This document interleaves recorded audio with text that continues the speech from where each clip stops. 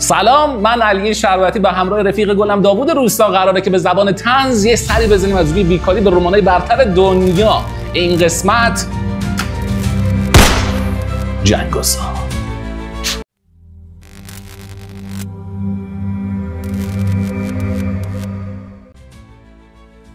چی شد که جنگ و صلح نوشته شد؟ آقای تولستوی که نویسنده این جنگ و صلح باشه، وقتی خودش از جنگ برگشته بود دست از پا دراستر خسته و کوفته می‌خواست خودش رو اینجا خالی کنه.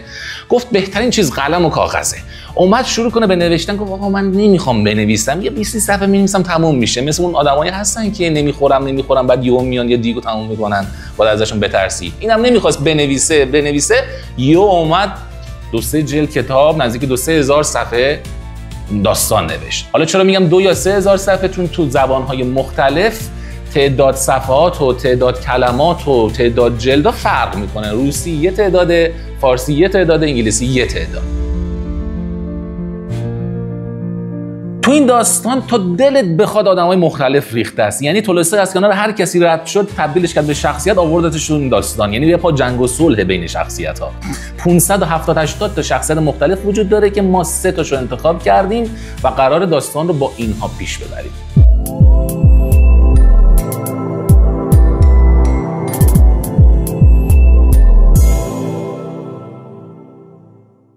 اما شخصیت‌های داستان کیان؟ آندری بولکونسکی، یه پسر خرپول جذاب باحال و خوشتیپ و اشراف زاده که دنبال معنای زندگی، آخرش هم دم مرگش پیدا میکنه، سر این اتفاق جونشو میده. ناتاشا روستوف، یه دختر 16 ساله خوشگل روس دیگه، میدونی دیگه، خود جذابه، به چشم خواهری خیلی که هر کی رو میبینه عاشقش میشه. در یه زمان عاشق 2 نفر میشه. چجوری میکنه؟ داره دل نیست، دل استره یه کف میکنه. تو ما کافیه یه دراز خوشتیپ باشی عاشقت میشه. میگن دختر روسی کم توقعن، باورمون نمیشد. خودش گفت. نفر بعدی کیه؟ بوزوخوف، بوز خوفناک.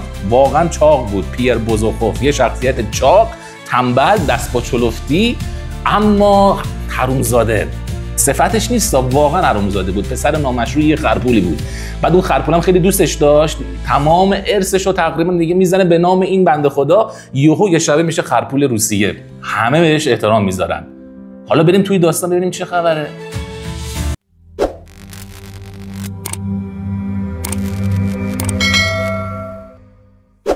ناپلئون که کلش باد داشت، چپ و راست به کشورهای مختلف حمله میکرد تا کشورگشایی کنه. هیتلری بود برای خودش.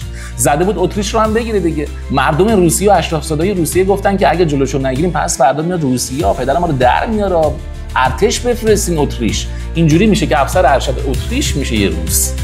آنری هم از خدا خواسته دنبال معنای زندگی میخواست بره درک کنه، از اون طرف هم میخواست افتخار آفرینی کنه. میگه منم باید برم جنگ. کجا؟ اتریش. آقا تو زن پا به ما داری؟ میگه نه ولش کن، من باید برم جنگ. خب برو جنگ. میره جنگ، برمیگرده میبینه که زنش نیست. چی شده؟ مرده. کی؟ همون موقع زایمان. افسرده.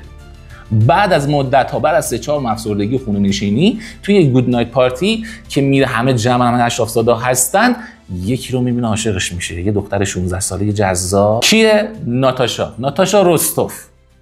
ناتاشا رو میبینه عاشقش میشه. میره جلو، یه خودی نشون میده، یه موی تکون میده. ناتاشا هم که دیگه اصلا این چیزا رو ببینه دیگه تموم، اونم عاشقش میشه. همدیگه رو میخوان.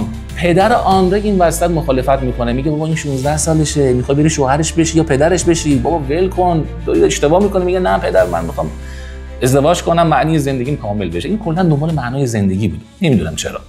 میگه خیلی خوب، برو یه سالی سفر اروپا، یه دوری بزن، بعد بیا ما زنت میدیم، همین ناتاشا رو میدیم بهت. ناتاشا میمونه، آندری میره اروپا. تا میره اروپا یه دوری بزنه برگرده، سرکرده آناتول پیدا میشه. یه پسر زنبار مخزن، اش میگن آناتول مخزن. میره جلوی ناتاشا رو میبینه، میگه او عجب چیزیه. میره یه خودی نشون میده. ناتاشا باز عاشق این میشه، اصلا فراموش میکنه که آقا تو نامزد آنری، چرا فراموش میکنی؟ بعد میگه که ببین، آناتول به ناتاشا میگه دنبال هیجان انگیزشی با من باش، بیا با هم دیگه بریم فرار کنیم، دریم از اینجا. یهو یکی فضول باشی میاد لوشون میده، کار خوبی هم میکنه. آقای آندری که از سفر برمیگرده داستان رو میشنوه. کلا جدایی. از اون طرف ناتاشا افسرده، آقا ول کن. از اون طرف آندری هم میگه نه بابا اصلا نمیشه.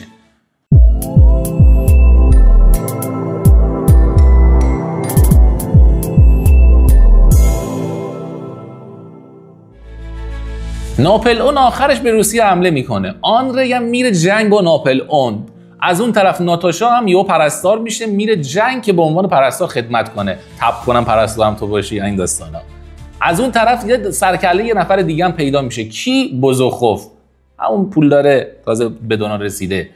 بوزوخوف که اونم دنبال معنی زندگی بود، همه این آدما دنبال معنی زندگی بودن. وارد میدان جنگ میشه با ناپلئون، اسیر میشه، توی اسارت به معنی اصلی زندگی پی میبره که یعنی چی؟ زندگی یعنی دل آروم، دل خوش، صلح درونی و عشق ورزیدن به همراه.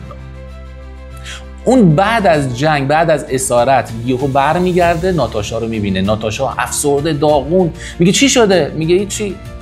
من عاشق آندری شده بودم. میگه خب. میگه توی جنگ دیدمش. خب. میگه زخمی شده بود. خب. میگه آسمون رو داشت نگاه میگه. خب. اونم عاشقم شده بود، دلش نرم شده بود که دوباره با من ازدواج کنه، منو ببخشه. خیلی پخته تر شده بود. منم همینطور. منم دیگه یاد گرفتم که تعهد داشته باشم، به جای اینکه بیرون دنبال شور و شوق باشم، شور و شوق درونی خودم رو قوی کنم. هر دو به بلوغی رسیدیم، ولی چی؟ آندری مرد. من هستم. اینجوری بشه که بوزوخوف و ناتاشا با هم دیگه ازدواج میکنن. داستان جنگ و صلحی که تولستوی میخواست بگه یعنی این که جنگی که بیرون داره اتفاق میفته نشأت گرفته از جنگ درونه. اگه میخوای صلح بیرون رو بسازی، صلح درون رو بساز. تو وقتی با خودت صلح کنی، با مردم بیرون هم میتونی صلح کنی. پس اگه میخواین جهانی پر از صلح رو داشته باشید، قبل از هر کس با خودتون صلح کنید.